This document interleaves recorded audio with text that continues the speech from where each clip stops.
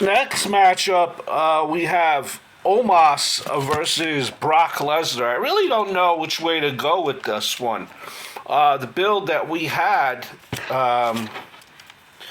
was not much of a build, I guess, per se, but I think it was enough. It kind of illustrated what it needed to illustrate. It illustrated a monster in Omos that could not be pushed around versus Brock Lesnar, who was used to pushing people around.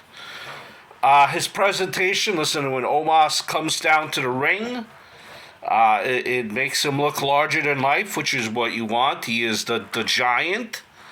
And he has new ring gear, which I think adds to his presentation of being kind of this giant, one to fear, one to be scared of. I think that adds to it. And you've heard rumblings, backstage, even in interviews, Undertaker, and not surprisingly, was said that Omos is one of the guys to look for. You apparently heard that Brock Lesnar, of all the people, was given a choice to work with certain people. He passed up, apparently Bray Wyatt, maybe people maybe a little bit higher on the card than Omos, and chose to work with Omos instead. And maybe that's why. Because Brock Lesnar himself, at this stage of his career, maybe sees something in Omos, right? And is trying to maybe give him the extra push.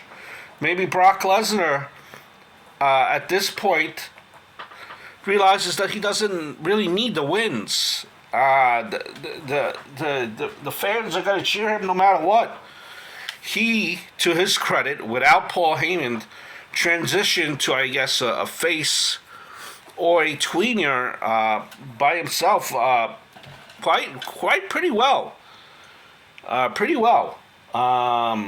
And he's able to cut a promo by himself, and